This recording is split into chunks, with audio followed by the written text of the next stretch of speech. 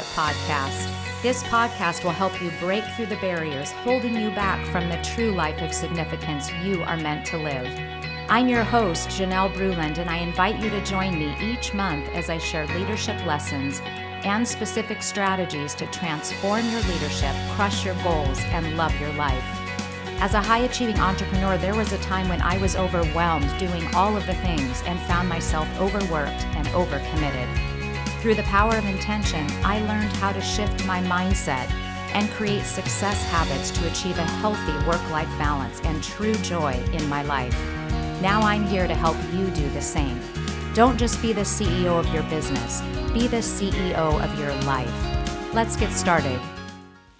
Welcome to the Intentional Leadership Podcast. Today we're going to talk about a subject that we're hearing about from you a lot, and that is the topic of worry. It's a big problem today. It is. There's a lot to worry about, and it's genuine and it's healthy to worry. It's just not worrying too much about things you can't control. That's so true. And I think it's a natural human tendency to worry, and it's okay to be concerned, but when it becomes this all-consuming worry, it's really something negative that holds us back and really keeps us from being everything that we're meant to be. Let's talk about the definition of worry. What actually is it we're talking about? Right? According to Merriam-Webster, the meaning of worry is mentally troubled, which is me, or concerned, feeling or showing concern or anxiety about what is happening or might happen. And I think that's really the important part. What might happen, not necessarily what is happening, but if you're worried about what might happen is really where we can get ourselves into trouble. Right. And research actually shows that 90% of the things that you worry about never actually happen. So then when you think about it that way, 90% of the things you worry about don't actually ever happen. What a waste of time and energy to worry. What are you worried about? We're worried about, or you might be worried about your job. You might be worried about finances, your food costs going up, housing. What is it that you're worried about? And it's okay to worry because that's just a natural tendency, but we just need to be able to control that and put it in a box and move on. So I think that we should give up worry, that it shouldn't be something that takes a hold of us anymore and certainly doesn't control your life or my life or your life. So let's talk about 7 ways today that you can conquer worry in your life. And you're gonna walk away with some strategies that you can implement right away to be able to have a worry-free life. At least 90% of the time. First one's be aware of your mindset, being aware of your worry. I think that's really great because with consciousness comes change. Think about it. If you don't realize what you're doing, something negative that's not beneficial to you, like worry, then you're not able to change it. So once you become aware of that worry mindset, then you can make a difference. So it's so important to first become aware. Anytime that you can become aware of a problem in your life, that's when you can start to take the steps to change it. Yeah, and I think that we're spinning and ruminating over all these things that could or might happen. And that's really important to just acknowledge the fact that, wait a second, I can own this. Right. Number 2 is examine your worry. So think about what you've been worrying about, maybe even today, but look back over the last month. What have been those things that have really plagued your mind with worry? And when you do this, then really evaluate it by starting with writing it down. So what are you worrying about? Take a moment to think about it, name it, and then write it down. Because when you actually name that worry, then that's a step that you're taking in the right direction to put it down in front of you, to face it, to pull off the covers on it, and look it straight in the face. That's good. And I think one of the ways when you do write it down, identify it as, do you feel that you've lost control or do you feel you're caring too much?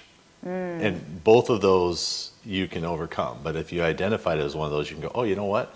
I care too much. It's my kid. Of course I care a lot, but worrying too much is where you can come into problems. Right. And writing it down with anything that you're concerned about, anything that you're having worry over, it's amazing how when you write something down, something that you've been ruminating on and having conversations on over and over in your head, that it just dispels it. It takes it down a notch. Just by writing it, you get it out of your head and onto paper, and that really makes a difference. Good. Number 3, tell the truth. Shouldn't we always tell the truth? Well, this is my favorite thing when we look at something like worry or other negative talk, negative self-talk that we do, is so often we buy into lies. We have these storylines that we tell ourselves. Just like we said in the beginning, that 90% of what we're worrying about never even happens. Well, often because we've taken it all the way to catastrophe, and we're not telling ourselves the truth about it. So when you talked about writing it down and really evaluating what type of worry that it is, tell yourself the truth about the worry. So we had a situation that happened some time ago when our daughter was traveling with her job. She travels a lot all over the country and the world, and we had a situation that happened. Talk a little bit about that. Yeah, so it was, when she first started working, we weren't used to this travel, and this global travel. It's exciting, it's fun, but a lot of it is by herself. And we've traveled with her, she's traveled with friends, but and she's off to Greece, and we're reaching out saying, hey, how's London, how's Heathrow, how's the airport, how, just to check in.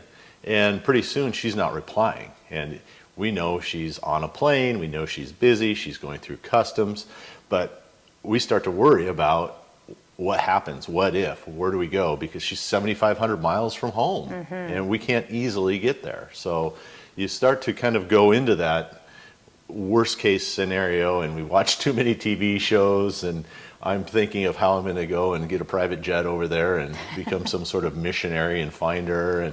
And so we just really need to go back to telling the truth.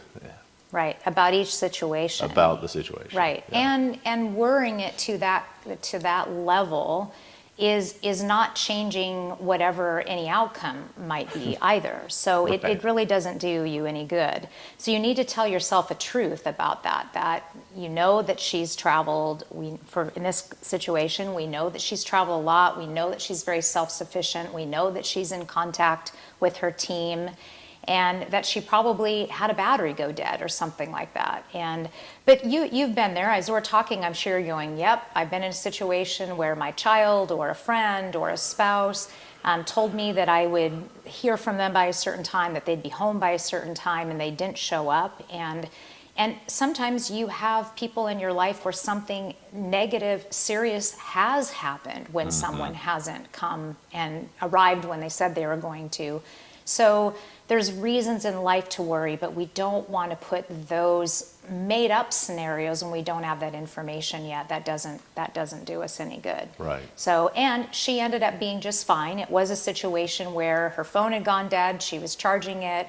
She had some hard time with phone service as well, and we heard from her and she was safe and sound. But we'd had this meaningless worry time, which was really a waste of effort. So that's what we're trying to get to here with step 3, is to really tell yourself the truth about your worrying, what you're worrying about.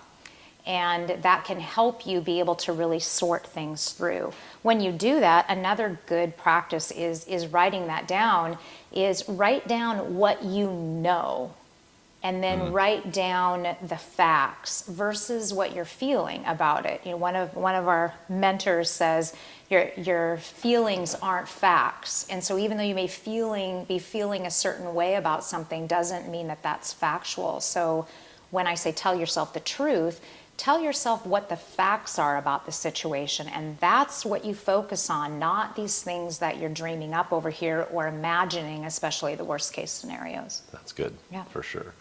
Well, number 4, keep giving it up. So keep just letting it go. Exactly. It makes such a difference.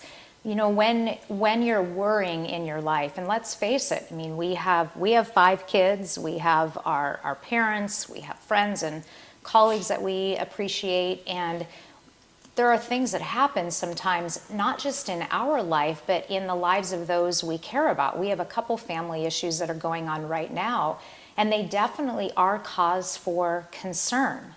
And it's something that if you think on long enough, it can become this obsessive worry.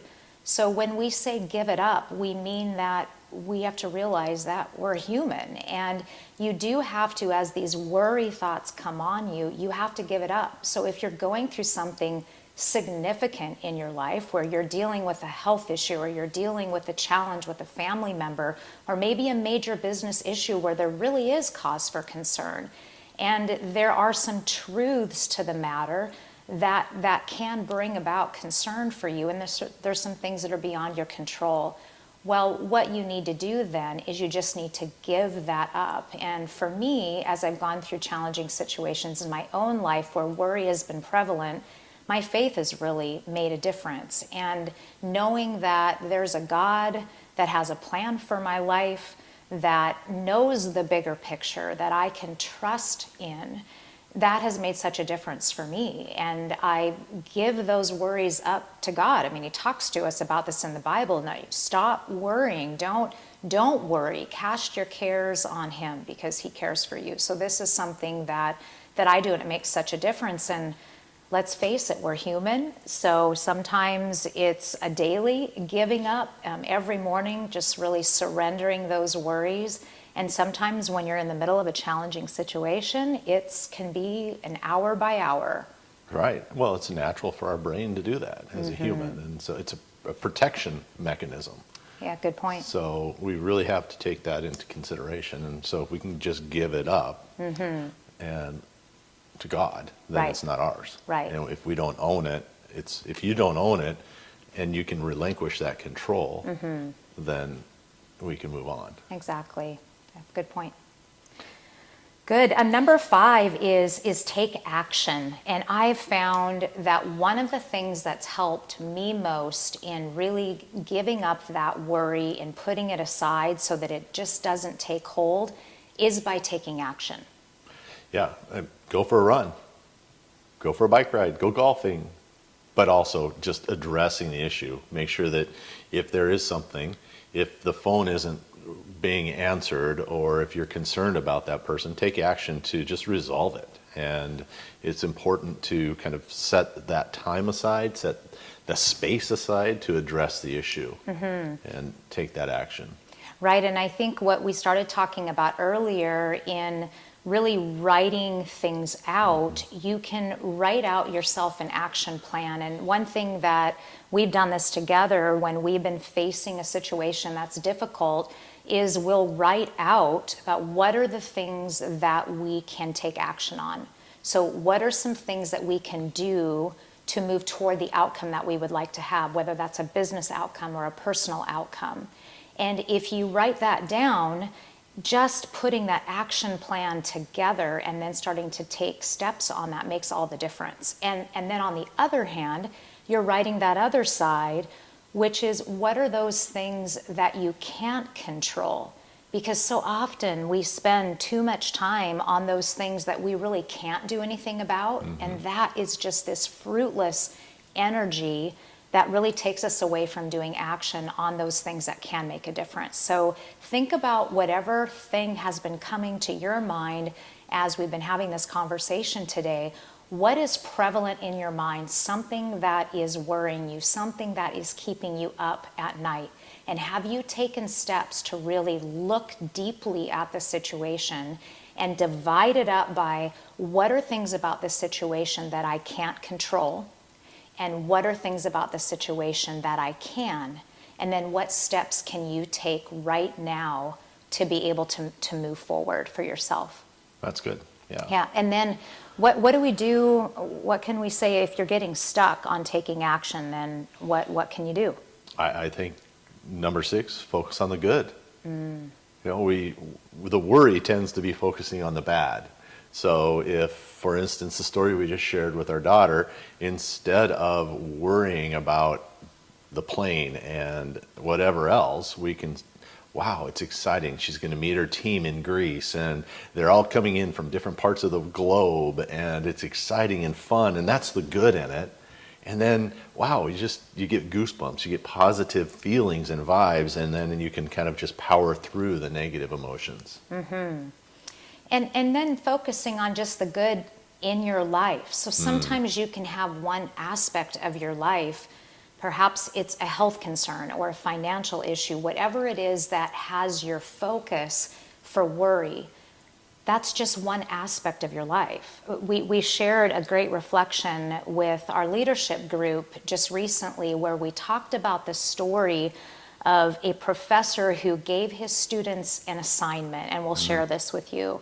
So he came into his class and he said, I have an assignment for you all. And he gave them all a piece of paper that they had them all have face down on their desk. And he said, okay, I'm going to have you do this assignment. Now everybody flip over your page at the same time. They did. And what was on the page, it wasn't a test of questions or anything. It was a blank piece of paper. And in the center of the paper was a black dot. And the students looked at each other, and then they looked up at the professor in confusion. What is this? What are we supposed to do with this? And he said, I want you to write about what you see. And that was all he said. So the students picked up their pens and they started working on this. And after a while, the class was over, and they brought in their sheets to the professor. The assignment was over, rather. They brought in the sheets up to the professor. And as he collected them, he started to kind of look through them, and he began to read the essays that the students had written. And every single essay talked about the black dot in the center of the paper. And it talked about what that black dot looked like, and it tried to explain the reason of why it was there.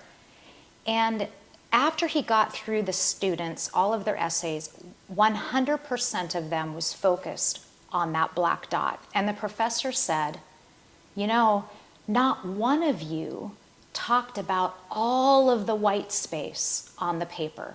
You all focused on the tiny dot in the center. And he said, I didn't ask you to focus on the dot, I asked you to talk about what you saw.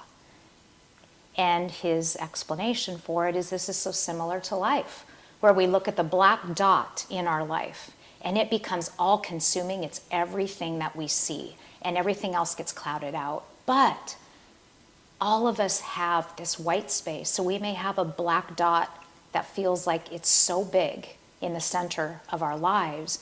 But if we really put it in perspective, it's one small thing in a lifetime, in a life of really good things. So that was just really impactful. Yeah, I think that was a great reminder that we need to focus on everything and not just the one thing, and for the good. And there are times where that black dot is big, and we need to address it. We need to go all in with it. Right. But once we do that, once you do that, once you see that black dot, resolve it and move on and look at the white space. Right.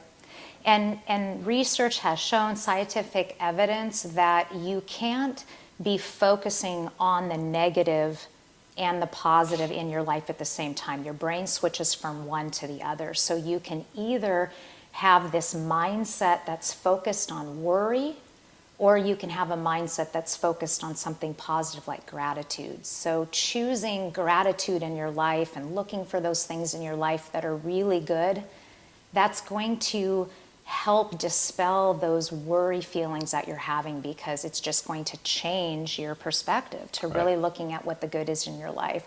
And I know there's been times in my life that I've had to look a lot harder to find those good things. But it's amazing how when you begin to focus on the good things in your life and you have this attitude of gratitude in everything that you do, that it really colors everything. And it helps you to be able to better handle those challenges in your life, which you're going to face. Right. Yeah. For sure. Good. And the last, be present. Put your feet on the ground. What was it? There's a great, make sure you are where your feet are. Oh, I like that. Right. We just heard that one recently, and I really like that. Be where your feet are. Make sure you're right where your feet are. Right. That's important. Right. It's so true. If you think of where your thoughts tend to go, most of us spend time with our thoughts in the future or thoughts in the past, and it's so hard to be present, and it makes such a difference when We just focus on where we are right now. And with worry, usually, as we talked about in the definition, it's worrying about something that may happen in the future. So rather than spending your time worrying about the future, really look for what you can do today, those good things that are in your life today. Well, yeah, if you're at work, see what is in front of you for work for the day and do your best at that. And there's going to be a challenge. There's going to be exciting things you can do at work. There's things that you're just going to grind because it's part of that's you have to work, but you're there. And then when you leave those behind as best you can, and you put your feet down, and you're at home, and you're present with your spouse, with your kids, by yourself, out on the beach, on a walk in the trees, whatever that might be, but you're right there all the time. And then when it's time to move on to the next step, you're present for sleep. Right. And then if you wake up, that piece of paper there, you write it down quickly and boom, you're present, you're back to sleep and moving on and trying to just control almost put them in boxes and silos a little bit. Right. One of the pieces of advice that was helpful in that regard is sometimes you do need to put something aside to deal with later. So you may have a really upsetting call that immediately brings worry into your life, and this happens in the middle of your workday, but you're just ready to go into a call with a really important client. And you know that you have these back-to-back meetings that you need to attend to. This is an emergency situation, but it's immediately got your mind going. Well, in that case, it is really helpful to be able to say, you know what, I'm going to put that worry over here for now. And tomorrow morning, when I have my morning time set aside for me to think and to reflect, I'm going to spend time focusing on it then. So I'm not going to ignore it. I'm just going to put it aside for a while so I can be present and I can be fully engaged with this client meeting that I'm stepping into, and that can be a real help. Right. Yeah. The other piece is know that you don't have to do this alone. I mean, if you're really struggling with something that you're worrying about in your life, reach out to someone that cares for you. Reach out to a colleague or a friend at work. Talk through this with someone. Talk this through with a family member. It's not for the purpose of commiserating and complaining and making it a big vent session, but you shouldn't be holding these feelings of worry inside if they feel like they're really taking over for you. So practice these things that we talked about on your own. But if you find that you're still struggling, make sure that you talk to somebody else about it, or even seek the help of a therapist if it's a serious issue. But these are steps that each of us can take to really conquer the worry in your life. So make sure that you're putting these steps. Let's do a review of the 7 things that we talked about. So the first one is be aware of your mindset. Yes. Number 2, examine your worry. Really take a look at it. What are you worrying about? Name it. Write it down. Yep. Number 3, tell the truth. Make sure that you're only worrying about what's truthful and not making it up. Keep giving it up. Don't let that worry sink in. Give it up, let it go, and focus on other good things. Yep. Take action. Always move forward and try and move forward and move through it. And focus on the good. Focus on those good, positive things in your life. Right. And finally, back to where we're at. Be present. Be present where you are. Make sure that your feet are on the ground and that's where you are. Wonderful. Well, we hope that these 7 steps to conquering worry in your life have been helpful to you. Let us know if there's other ways, other things that you have done to help you have a worry-free life. And as always, we have a handout for you, a free downloadable exercise for you to work through on your own or with a team member or family member. So be sure to get that now. And thank you so much for listening. Thank you for joining me today on the Intentional Leadership Podcast, where you will learn how to transform your leadership, crush your goals, and love your life. Each episode, I will teach you something to take your life and leadership to the next level. Then at the end, I will challenge you to take action on what you have learned. If you're enjoying this podcast, will you please take a moment to leave a positive review? This helps get the message out to impact as many people as possible. And please subscribe to this podcast. That way the episodes will drop each time a new one comes out. Remember, when you grow as a leader, your team will grow and your company will grow. You can transform your leadership, crush your goals, and love your life.